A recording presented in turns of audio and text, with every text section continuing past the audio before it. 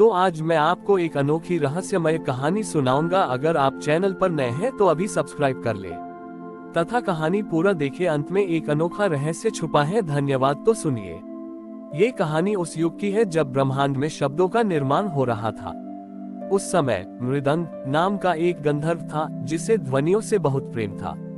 वह चाहता था कि वह महादेव के लिए एक ऐसी ध्वनि तैयार करे जो संसार के शोर को शांत कर सके। लेकिन मृदंग को एक दुख था, वह पूरी तरह श्रवण बाधित बहुरा था। वह सुन नहीं सकता था, लेकिन वह ध्वनियों के कंपन को अपने शरीर से महसूस करता था। मृदंग ने एक घने जंगल में बैठकर अपनी तपस्या शुरू की। उसने मिट्टी और पत्थर के कई वाद्य यंत्र बनाए, लेकिन उसे वह परम ध्वनि नहीं मिल रही थी।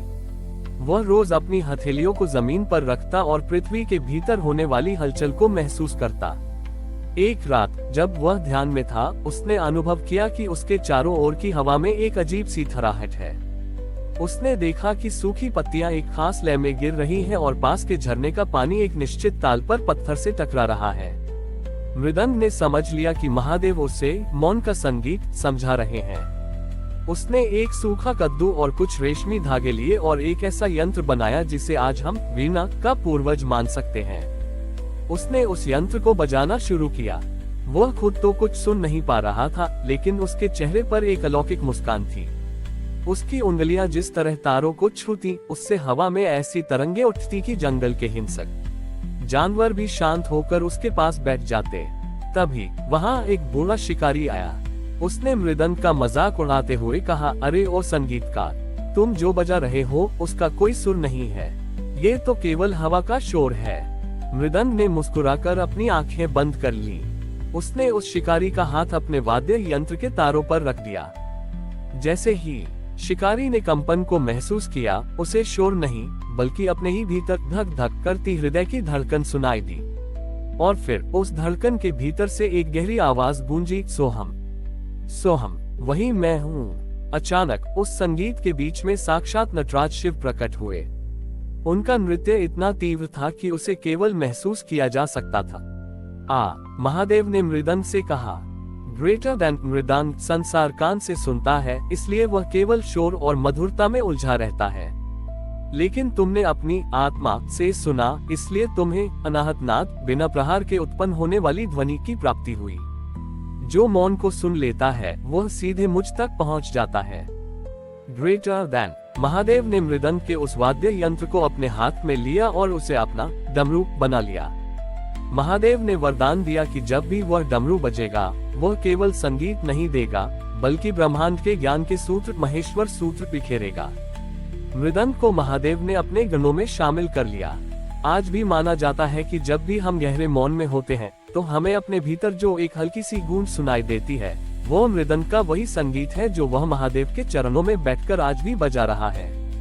ये कहानी हमें सिखाती है कि भक्ति के लिए इंद्रियों की पूर्णता आवश्यक नहीं है, बल्कि महसूस करने की क्षमता और एकाग्रता ही हमें ईश्वर के सबसे करीब ले जाती है।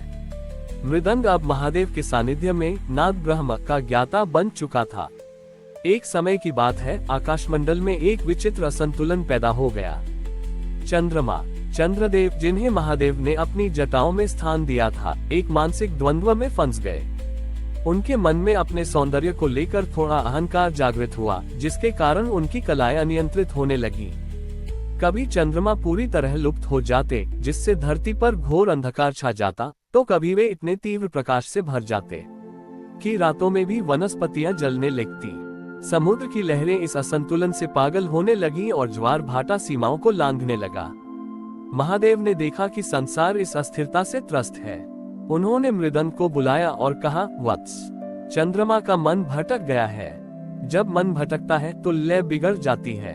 अपनी वीणा और डमरू के कंपन से इस ब्रह्मांडीय संगीत को पुनः व्यवस्थित करो। मृदंग ने कैलाश के शिखर पर बैठकर अपनी साधना शुरू की। वह स्वयं सुन नहीं सकता था, इसलिए उसने चंद्रमा की किरणों के स्पंदन को अपनी त्वचा पर महसूस किया। उसने देखा कि चंद्रमा की किरणें बहुत तीखी और असमान हो गई हैं। मृदंग ने अपनी उंगलियों से वीणा पर एक विलंबित लय धीमी गति छेड़ी। जैसे ही संगीत की तरंगे अंतरिक्ष में फैली, चंद्रमा की चंचलता कम होने लगी। मृदंग ने अपने डमरू से ताल देना शुरू किया, धिन धिन धा धा। इस संगीत का प्रभाव ये हुआ कि चंद्रमा की किरणें उस लय के साथ बंध गईं। चंद्रमा को महसूस हुआ कि उनका सौंदर्य स्वयं का नहीं बल्कि उस परम संगीत का हिस्सा है जो महादेव से निकलता है। संगीत के वशीभूत होकर चंद्रदेव ने आत्मसमर्पण कर दिया।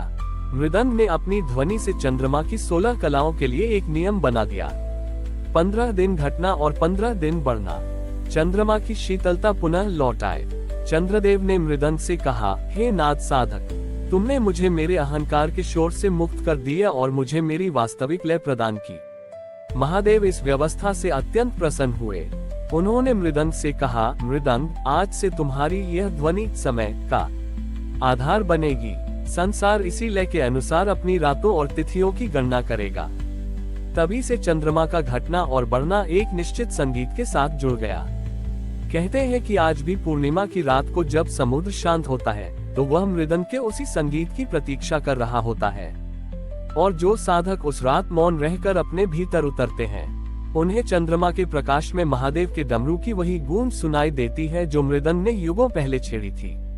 मृदंग ने सिखाया कि लय ही जीवन है। यदि हमारे विचार और कर्म महादेव की लय में है तो हमारा जीवन भी चंद्रमा की तरह शीतल और मार्गदर्शक बन जाता है। हमारी और भी आध्यात्मिक एवं अनोखी कहानियां देखने के लिए हमारे चैनल पर जाएं तथा धार्मिक एवं पौराणिक अनोखी कहानियां हमारे चैनल पर है।